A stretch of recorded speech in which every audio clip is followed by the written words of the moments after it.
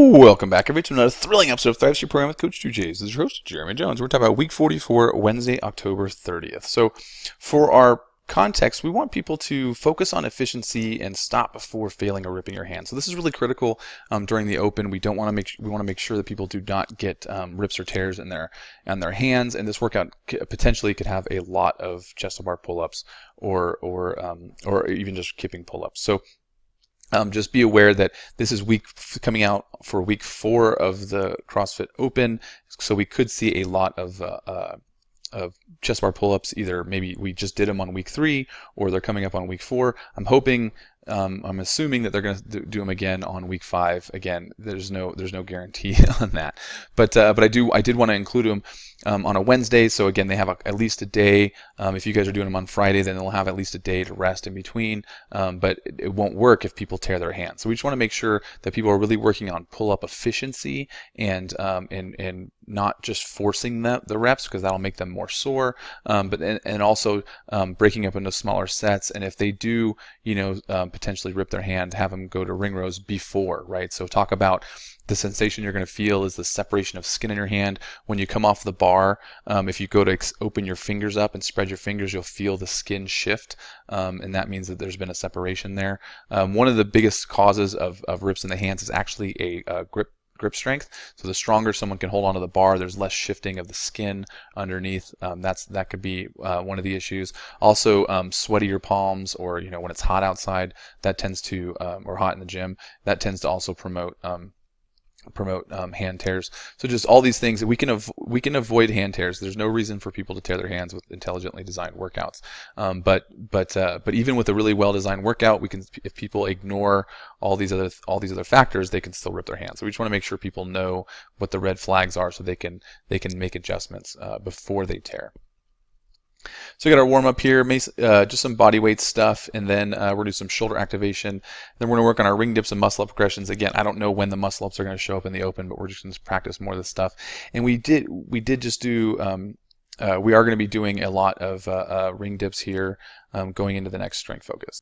So we want to make sure people are familiar with what the progressions are, and again, at the end of a ring dip strength focus, it's also a good time for people to get their muscle ups, right? So if they've been able to do really good deep weighted ring dips where they go really low in the dip, it's usually good to also have them start practicing some of the transitions, so that when they've developed that strength and that control, where they can go right into muscle up training. So then we've got Increasing Nicole, which is Nicole is an interesting workout where it's basically a 20-minute AMRAP, and it's I think it starts with a run, and then you do pull-ups to failure, and then it's just as many rounds as you can. Not a big fan of doing pull-ups to failure, again, just because it tends to tear people's hands. And again, it's kind of a weird workout to measure, because obviously if you want to get more rounds, you just don't actually go to failure, right? So it's not the best sort of for time or measurement workout. So this is kind of a version of that. We're gonna up the ante a little bit with chest to bar pull-ups. And then we're also going to do the pull-ups first. So people will be doing pull-ups when they're a little bit more rested, as opposed to running first. We're going to have them do their pull-ups first for the beginning of each round. And then this is counting reps instead of rounds, so it's a little bit kind of easier to count. And then the way we count the reps is 10-meter increments. So every 400 meters, 400 meters, for example, is 40 reps. So it'd be 20 reps, 40 reps, 60 reps, and so on. Now this is really a running workout, right? So these first, they're going to do a 5, a 200, 10, a 400, and then a 15 and a 600, which is 1,200 meters of running just in the first 3 rounds, right? By the time they hit the fourth round, where they're doing 20 chest bar pull-ups, they're going to have run 2,000 meters, so that's over a mile. So it's going to be more of a running workout. But then as they come in from those runs, they're going to have to break up the pull-ups. They'll get a little bit more resting for their run, so they can go a little bit faster on the runs. But this is one where if people are really good at pull-ups, and especially if they're really good at running, they're going to do a lot of these pull-ups. And so if they are fit enough, they will get to those higher rounds of those larger sets of pull-ups that we do tend to see kind of coming up in the open. But you have to kind of get through these first few rounds. So I think this is a good workout for beginners to participate, because it's gonna sort of self-scale because they have to still have to get through the runs each time, the increasing runs each time. And then for the advanced people, it's going to be a real tough workout that'll really challenge them on their cardiorespiratory endurance, but also their pull-up ability.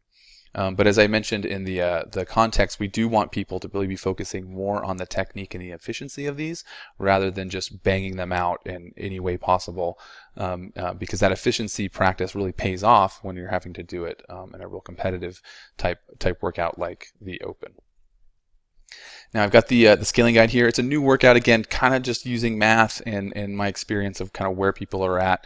And so I did put the rounds here. So round 1's 25 reps, 75, 150, all the way up. So we do want to see people finish, the 800-meter run, which is, the 4th round, and then up to about the 1,000-meter run, which would be the, which is, 2 more, right? So they're going to do or the next round. So that should be about where people are at. But again, depending on people's running ability and how efficient they are at pull-ups, they may get higher or lower. I'll wait for the results to come in to kind of tighten up that scaling guide. But that's it for today, guys. Thanks a lot, and drive on.